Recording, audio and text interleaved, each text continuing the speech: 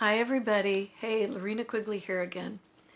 I'm here doing a video on reality surfing or reality shifting. And a lot of what I'm going to be talking about today is from this book, which is a great book. I don't know if you've seen this before. Just put it right there in front of my face.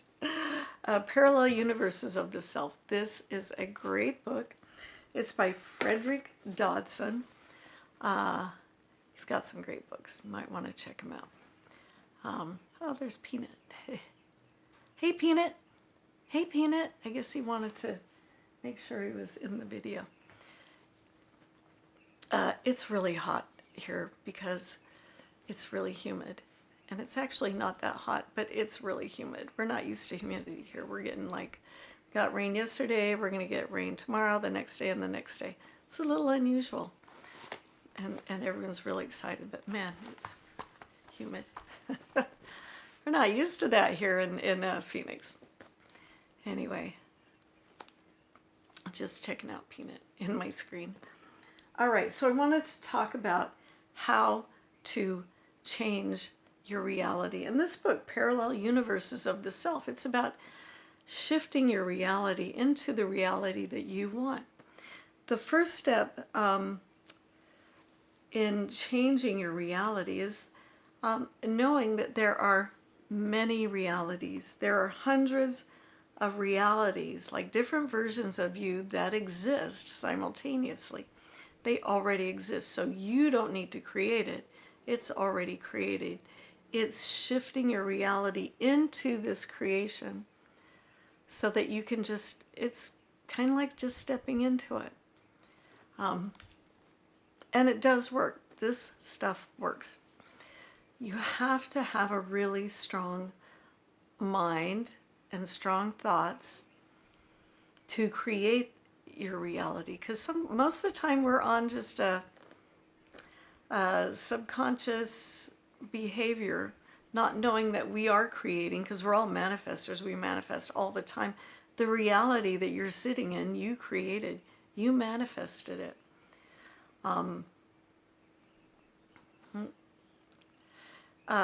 We are all creators, whether it's conscious or subconscious or unconscious. Anyway, so how do you do this? How do you create a new reality for yourself? So, and what parallel reality shifting is, first of all, there are hundreds of versions of yourself.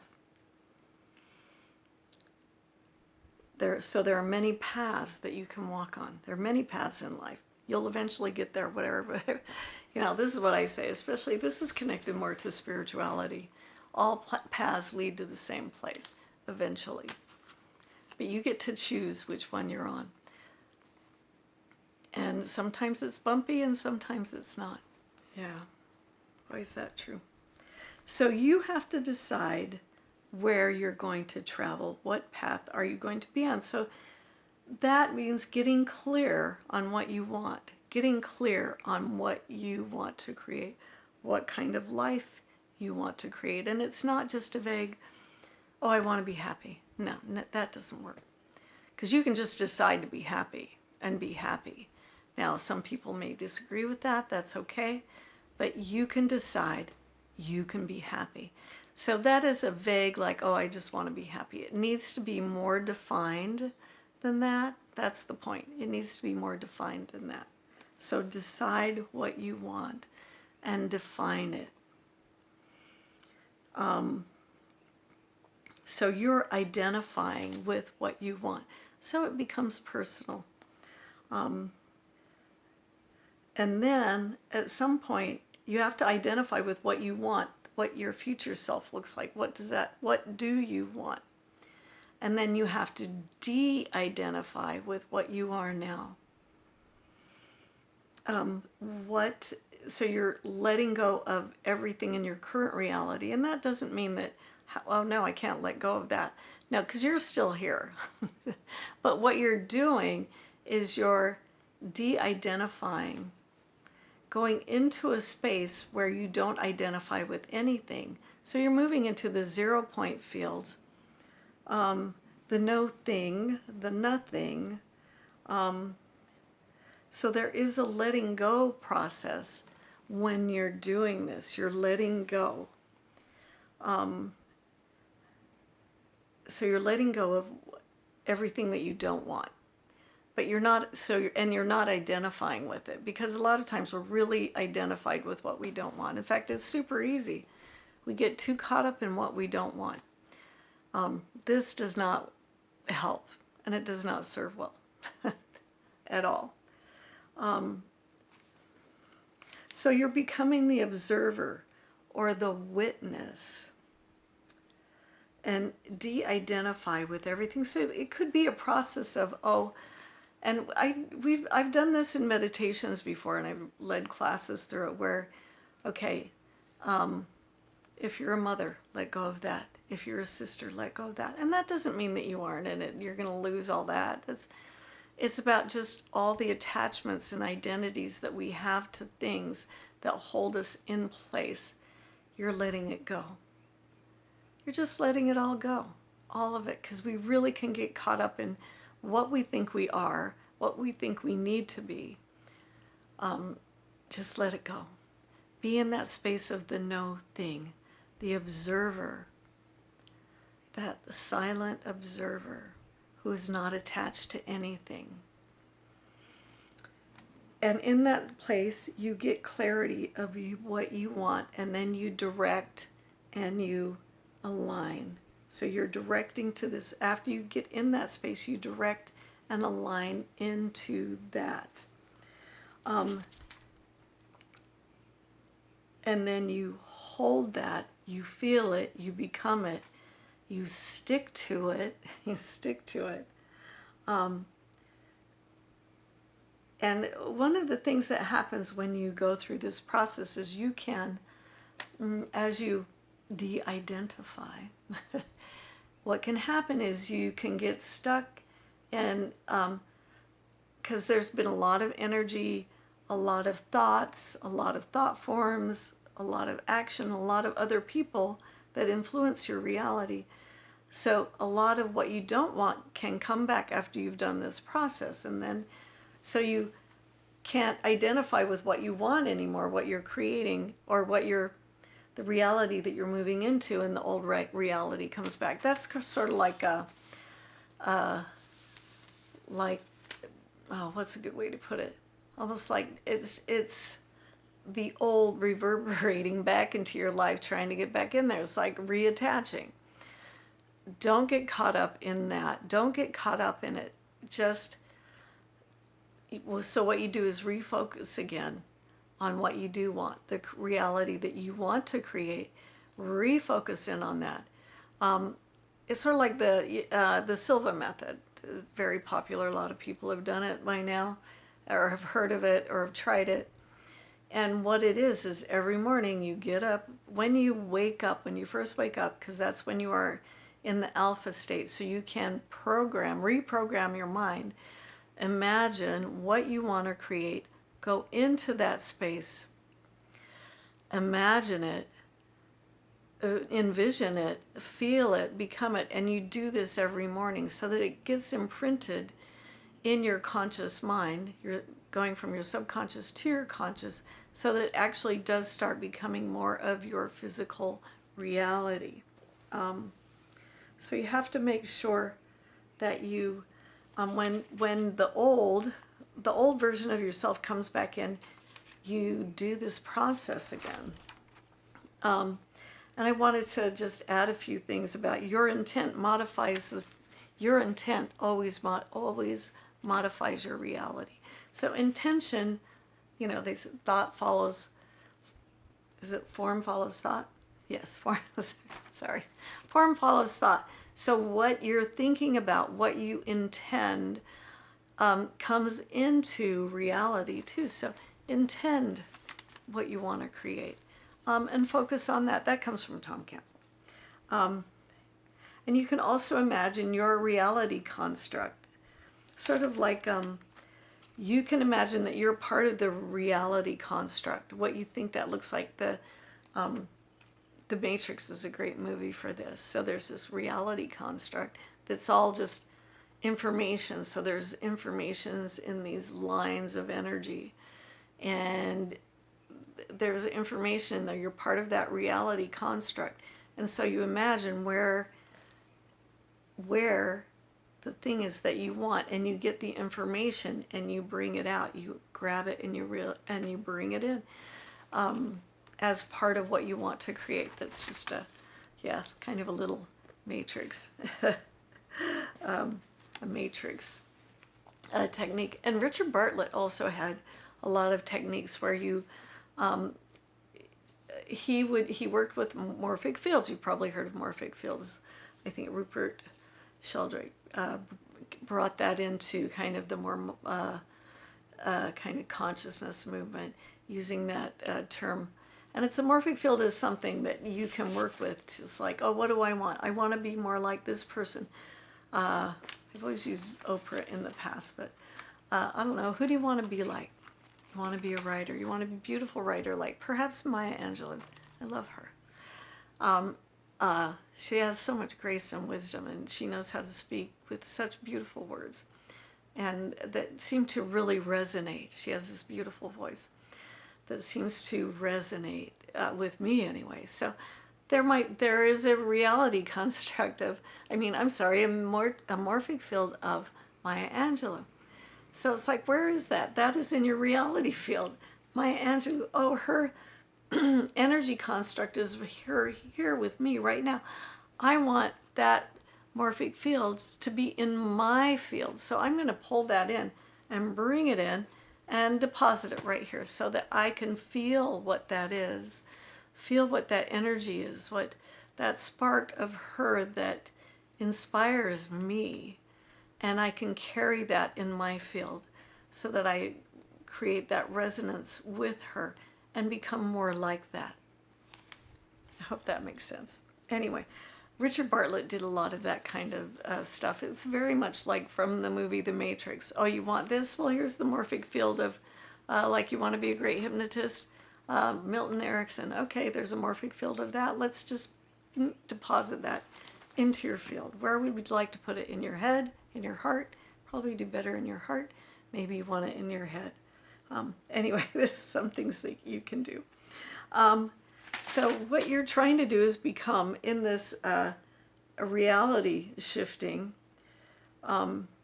first, also, you don't have to know this, you don't have to create it. It already exists. These things already exist. This comes from this book.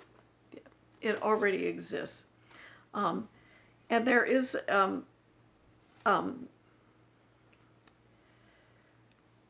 kind of a shortcut that's written out right here. So I'm going to put it, it's in 4 steps. So define the reality that you would like to experience.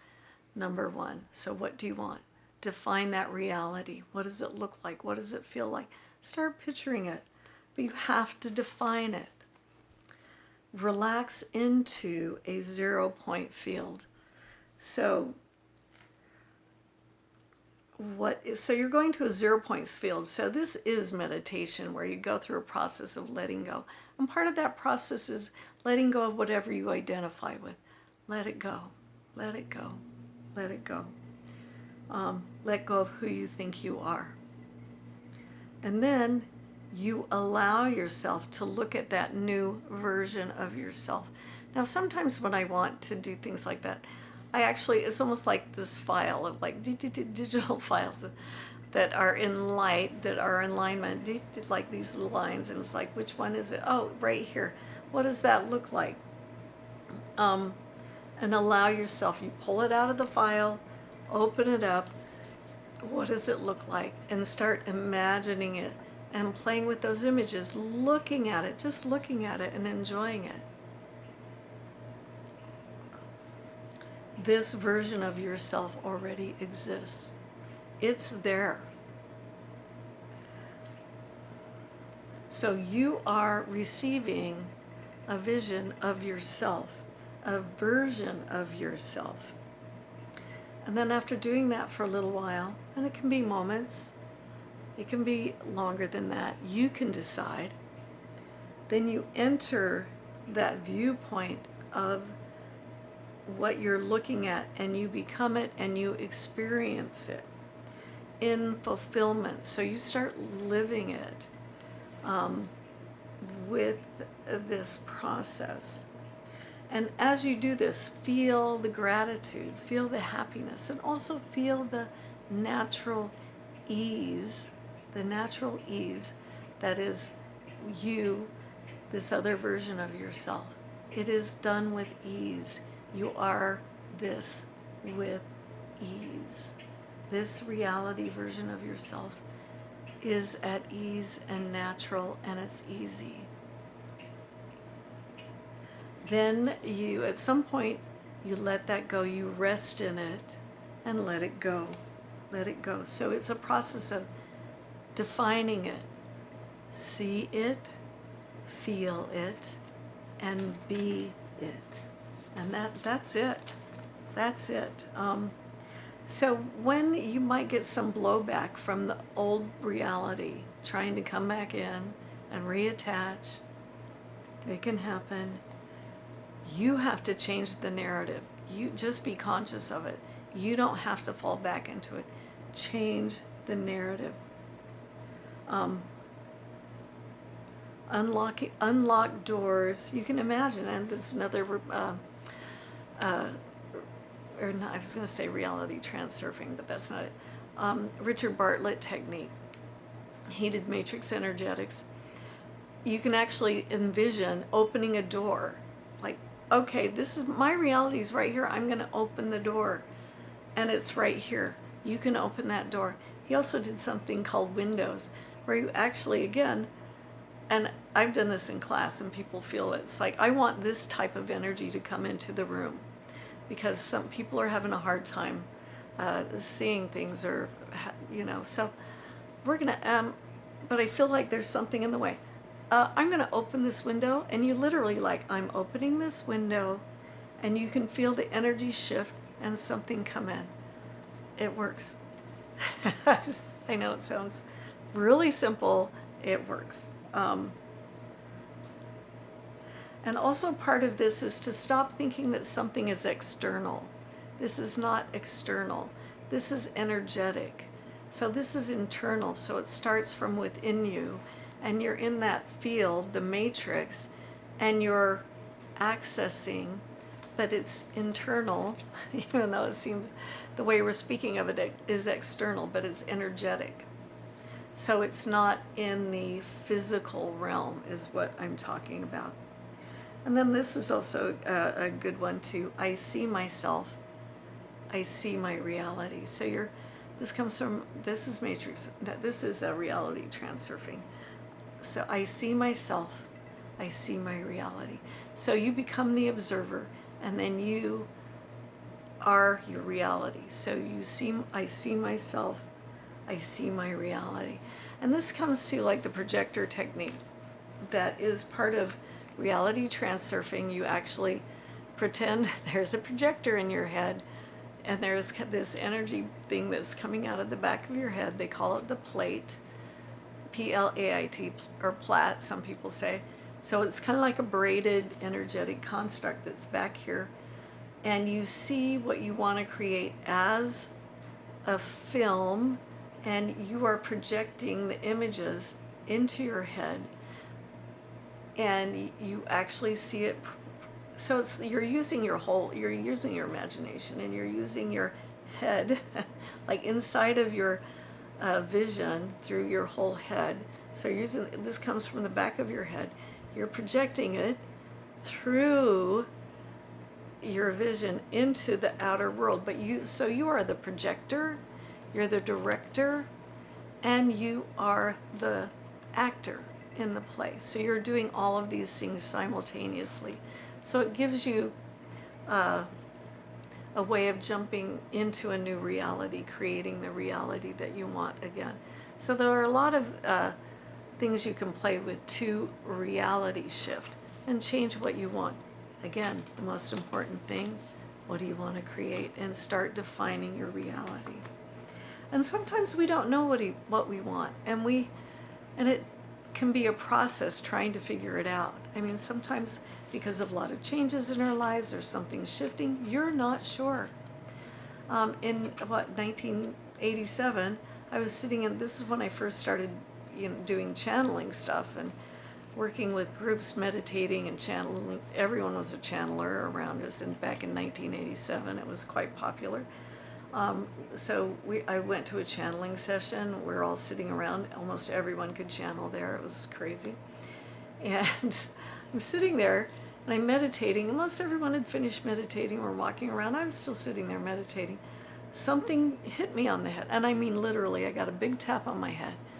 There was this green being I could see up and behind me in my mind's eye. And I mean like sparkly green glowing, all light, green light. Male voice. He said, "What do you want? Don't be afraid to ask for what you want."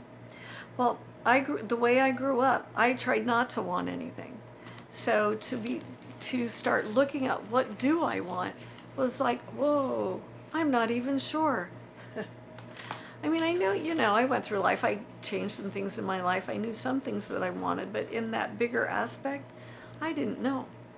I kind of wasn't allowed to ask for things. Long story. You've heard some of you guys have heard some of my story. Don't need to get into that, but I really had to focus in on that and start looking at it, and I wasn't sure. I didn't know. It's like, wow, okay. So sometimes we don't know what we want, and that's okay. Start to identify it. What reality do you want to create? If you could define it, what would it look like? What kind of home do you want to live in? What kind of job do you want? What kind of work do you want to do? All of these things. Start defining it and go through a process and figure it out. And I wanted to say, sometimes, reality is a little more, what we think of as reality is a little bit more malleable than what we think, or flexible than what we think, because we're like, this is pretty hard. Reality is, this table here next to me is pretty hard. I bump into it on occasion. It's pretty hard. So there are some things that seem very unflexible. But I want to say reality is, or playing with reality in the fields of energetic structures, are more malleable and flexible than what we think. And one of my examples is doing remote viewing. When you're doing remote viewing or other kind of energetic work, like doing remote view. So doing a blind target. This blind target is, it's Roswell. And I am suddenly in Roswell. And it was Roswell when the crash happened, and the person who came upon the crash and discovered it, I forgot the guy's name. So I was in his body. My consciousness was merging with that time and space, with him being alive and experiencing that experience, and what that was like for him, and him coming upon this thing that he didn't understand. But I was in his consciousness. I was seeing things and feeling what he felt when he saw these things, and I saw his reaction to it and felt it. And I actually had to at some point, because I was getting a lot of information coming in, and I at some point I wrote down Roswell because I thought it was Roswell. I had to actually come out of it because I started getting so sick to my stomach that it was affecting me physically. Like, oh my God, I'm so nauseous, because it affected his reality that much that when I saw him, he was like running off and throwing up, because it messed with his perception of reality so much. So anyway, that's what happened when I was remote viewing Roswell. So I think that's accurate, because I did experience it. So that's that's the flexibility of reality, that we can move into other consciousnesses in other conscious spaces where these things exist and shift our reality. And I've also had experiences where I was hopping in and out of a past life that I had, and I'm standing and we're doing an energy healing class. Again, Richard Bartlett. Stuff always happens when you work with Richard Bartlett, who's pretty amazing. I'm popping in and out of my body, so I'm in my body, and then I'm experiencing, and I wasn't trying to do this, it just happened. I was a soldier in World War II in a battle, and I did get a lot of information about it. It was World War II. I was American.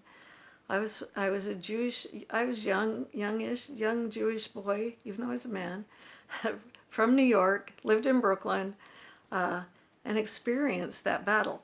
And I was popping in and out. I was there, and then I was in my body again, and then I was there again, walking through this battlefield of death and so many people dying. It didn't scare me. It was interesting, and I was like, whoa, what? And I could see the energy and the confusion of all the people dying around me. And at some point, I just came back into my body fully.